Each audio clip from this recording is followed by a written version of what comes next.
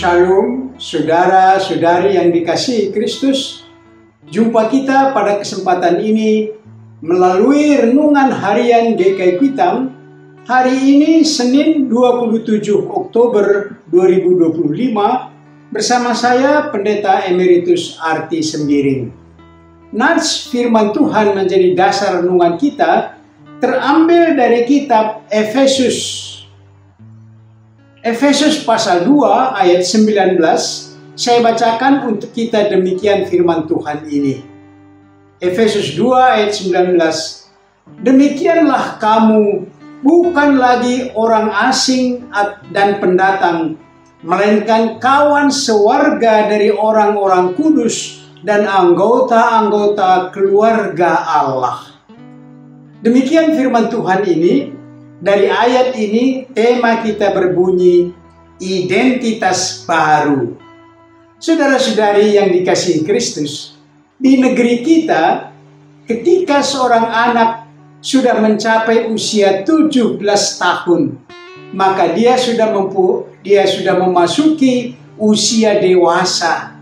Dan sebagai tanda kedewasaan usia ini, dia sudah bisa mendapatkan KTP dari kelurahan. KTP itu ialah identitas baru bagi dia. Karena sebelumnya mungkin dia memiliki kartu pelajar yang dia peroleh dari sekolahnya. Dengan KTP, maka ada tanda lain yang bisa diperolehnya, seperti paspor, atas namanya, SIM, dan sesuai undang-undang pemilu, dia sudah ikut memilih dalam pemilu. Saudara-saudari, bulan Oktober ini diangkat oleh jemaat GKI Kuitang sebagai bulan keluarga. Maksudnya, kita memberi perhatian dengan keluarga yang dipersekutukan dalam jemaat. Keluarga sebagai komponen terkecil di tengah jemaat. Demikian juga di tengah masyarakat. Perlu diingat bahwa kesejahteraan masyarakat adalah kesejahteraan keluarga. Kekuatan masyarakat terbangun dari kekuatan keluarga. Negeri ini maju, damai sejahtera, bila keluarga dalam keadaan damai sejahtera. Bagaimana dengan identitas baru dalam diri kita sebagai anggota keluarga Allah? Seperti yang disebut dalam nas renungan ini. Paulus menyebut orang Kristen di Efesus sudah menjadi anggota keluarga Allah.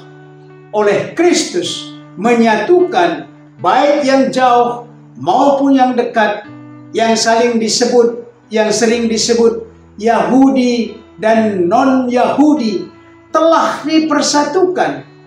Jemaat di Efesus ditandai dengan sebagian besar adalah non-Yahudi yang dulu dianggap orang luar dari kasih karunia Allah karena bukan keturunan Abraham secara darah daging, bukan dari bangsa pilihan Allah, tetapi oleh Kristus sudah dekat dengan Allah.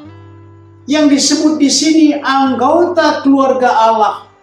Iman dan percaya kepada Kristus telah diikat dalam baptisan dan penumpangan tangan rasuli dalam karya Bapa, Anak, dan Roh Kudus. Dengan identitas yang baru ini, maka perjalanan hidup ini sudah jelas arahnya, yaitu rumah Bapa. Lihat Yohanes 14 ayat 2. Menjadi anggota keluarga Allah berarti Allah adalah Bapa kita. Yesus adalah saudara kita. Demikian juga semua orang percaya menjadi saudara seiman bagi kita. Roh Kudus adalah roh atau jiwa yang baru bagi kita. Jemaat gereja kita menjadi rumah rohani kita. Sebagai anggota keluarga Allah, inilah identitas baru. Kita dipanggil untuk hidup dalam kasih, kesetiaan, seturut hukum, yang berlaku di keluarga Allah dan menjaga nama baik keluarga, yaitu hidup dalam kekudusan. Kita diajak, kita tidak lagi hidup untuk diri sendiri, tetapi juga untuk keluarga yang baru ini. Mari kita aplikasikan renungan ini dengan pokok-pokok berikut. Pertama, apa wujud identitas baru Anda sebagai keluarga Allah? Wujudnya apa? Kedua, apakah Anda mempunyai marga, dalam tanda kutip, sebagai anggota keluarga Allah? Yang ketiga, apa usaha Anda menjaga nama baik sebagai keluarga Allah? Mari berdoa. Bapa kami yang di sorga, Engkau Bapa yang sejati bagi kami.